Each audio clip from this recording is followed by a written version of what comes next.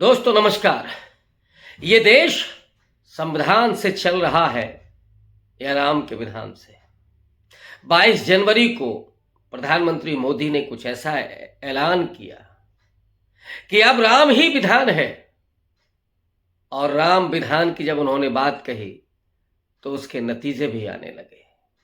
मैं एक ऐसी खबर की तरफ आपका ध्यान आकृष्ट करना चाहता हूं कि आपके रोंगटे खड़े हो जाएंगे। हो सकता है कि आपकी आंखें फटी रह जाएं, क्योंकि जो इस देश में हो रहा है, खास करके उन वंचित तबकों के लिए, दलितों, पिछड़ों और आदिवासियों पर और अल्पसंख्यकों पर तो खुल करके जो हो रहा है, उसकी एक एक घटनाएं लोकतंत्र की एक एक घुटन में तब्दील हो रही।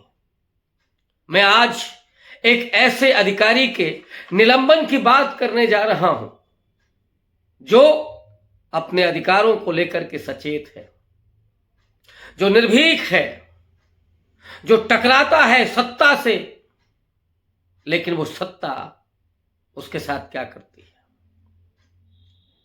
मैं बात कर रहा हूं तमिलनाडु कैडर के एक IRS अधिकारी बी बाला मुरुगन की। बी माला मुरुगन को 31 जनवरी को रिटायर्ड होना था, इसी 31 जनवरी को, लेकिन 29 जनवरी को उनको निलंबित कर दिया गया। निलंबन पत्र में कोई कारण नहीं बताया गया है और फरमान यह है कि वो हेडक्वार्टर नहीं छोड़ सकते हैं, यानी जस्ट लाइक FIR। वजह क्या है? बी बाला मुरुगन एक दलित IRS अधिकारी है जो जाहिर तौर पर अंबेडकर और तमिलनाडु में है तो पेरियार उनकी अपनी चेतना से संपन्न होंगे, संविधान के अधिकारों को समझते हैं। उन्होंने एक ऐसे मुद्दे को उठा करके वित्त मंत्री को घेरा था, ऐसे दौर में जब राम ही विधान है। मामला था 2 दलित किसान भाइयों के उत्पीड़न का, और ये तमिलनाडु के सेलम जिले के 2 भाई 72 वर्षीय S कन्नैयन और 66 वर्षीय S कृष्णन। इनको ईडी ने सम्मन भेज दिया था मनी लॉन्ड्रिंग के मामले में। अब आप समझ सकते हैं कि जब ईडी टिड्डी दल में तब्दील हो गया है, कल हेमंत सोरेन को उठा करके ईडी ने जेल भेज दिया, और एक ऐसे आरोप में जो खुद हेमंत सोरेन के अनुसार कि जो बनता ही नहीं है।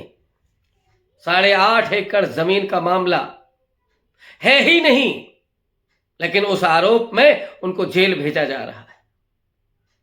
हालत यह है ईडी की कि वो बिना किसी सबूत के भी उठा करके जेल। संजय सिंह उसी तरह से, जिस शराब घोटाले की बात हो रही है, और स्ट्रेटजी क्या है कि जो वास्तव में आरोपी है उसे सरकारी वकील बना करके ऐसे ऐसे नाम उससे दिलवा दिए जाते हैं और उनको जेल भेज दिया जाता है। संजय सिंह के पहले डिप्टी CM मनीष सिसोदिया को जेल भेजा जा चुका है। उसी में तलवार तो अरविंद केजरीवाल पर भी लटकी हुई है। इसी तरह से न जाने कितने केस, और अभी तो आपने वो भी केस सुना होगा कि जो दिल्ली में हुआ था 13 दिसंबर को पार्लियामेंट में, जब वो 4 और कुल मिलाकर के 5 बेरोजगार नौजवान, जिनमें से 2 पार्लियामेंट के भीतर कूद करके पहुंच गए थे। तानाशाही नहीं चलेगी, नरेंद्र मोदी तानाशाह है जैसे नारे लगा करके उन्होंने वहां पर एक छोटा सा विस्फोट किया था, और उस विस्फोट में केवल फॉग था, लेकिन वो बहरों को सुनाना चाहते थे, उस सत्ता को ये बताना चाहते थे कि वो बेरोजगार है। लेकिन सत्ता जिस तरह से निरंकुश ही नहीं बर्बरता में तब्दील हो चुकी है कि उसने उन नौजवानों को जो बेरोजगार हैं उनको इलेक्ट्रिक शॉक दिए, 70 पेजों पर उनके सिग्नेचर कराए, खाली पन्नों पर उनके नार्को टेस्ट तक में ये उनसे कहलवाने की कोशिश की गई कि वो किसी विपक्षी दल का नाम लें। ये हालात इस वक्त हो गए।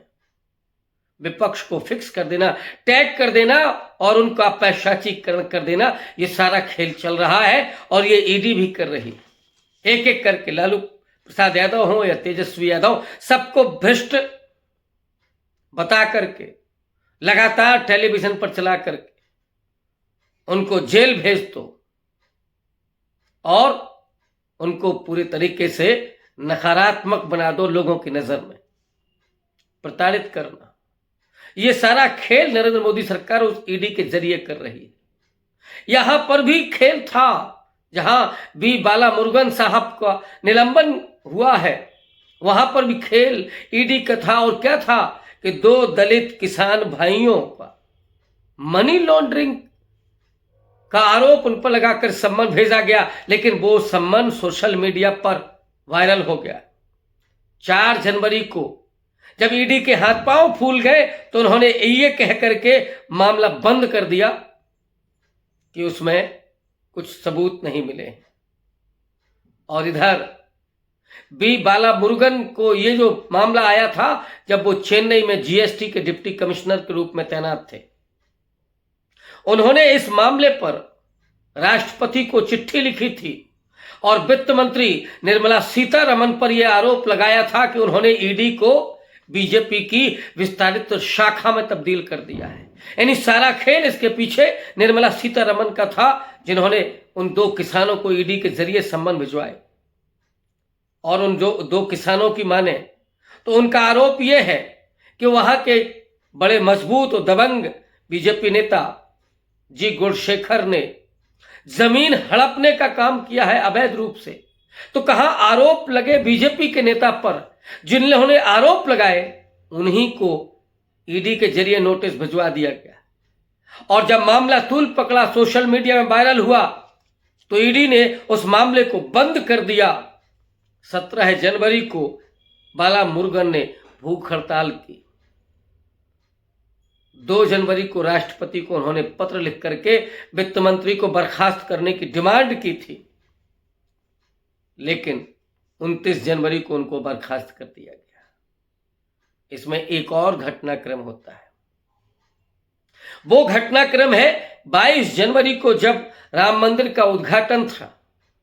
उस दिन पूरे देश के केंद्रीय सेवाओं में, कार्यालयों में आधा दिन की छुट्टी दी गई थी, लेकिन बी बाला मुरुगन तमिलनाडु से आने वाले, पेरियार और डॉक्टर अंबेडकर के विचारों को मानने वाले, संविधान को मानने वाले, उन्होंने कहा कि उन्हें छुट्टी नहीं, वो काम करना चाहते हैं। ये अपराध उनका। अब आप समझ सकते हैं कि ये देश संविधान से चल रहा है कि सो कॉल्ड राम के विधान से चल रहा है।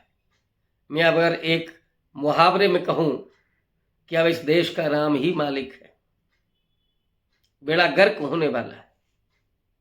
जहां एक अधिकारी ये कहता है कि उन्हें छुट्टी नहीं, वो काम करना चाहते हैं, क्या ये उनका अपराध था?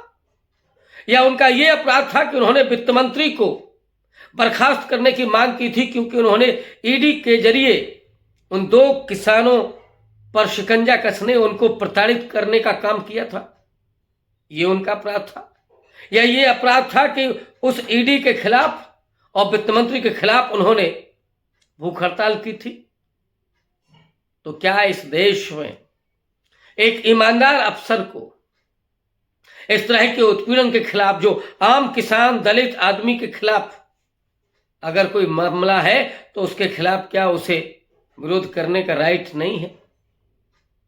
तो क्या ये देश संविधान से नहीं चल रहा है? क्या ये राम के विधान से चल रहा है? और अगर राम के विधान से चल रहा है तो फिर ऐसे न जाने कितने अब बी बाला मुरुगन जैसे लोग शंभू की तरह इनकी गर्दनें भी काटी जाएंगी, एकलव्य की तरह उनके अंगूठे भी काटे जाएंगे और उन्हें गुलाम बनाने की कोशिश पूरी तरीके से होगी। ये तय आपको करना है कि आप किस तरफ हैं। आप संविधान की तरफ हैं, आप इस देश को समता और न्याय के आधार पर चलते हुए देखना चाहते हैं? आप इस देश में लोकतंत्र और संविधान की स्थापना को देखना चाहते हैं, या ऐसे मामलों का आप समर्थन करेंगे कि एक बहुत निर्भीक और कद्दावर खुद्दार जो आईआरएस अधिकारी है, उसके निलंबन पर आप मजे लेंगे? ये तय आपको करना है। जरूरी है कि देश संविधान से चले, अदरवाइज ये देश खतरे में पड़ जाएगा। और इसकी चेतावनी तो डॉक्टर अंबेडकर ने बहुत पहले दे दी थी। बहुत शुक्रिया, धन्यवाद।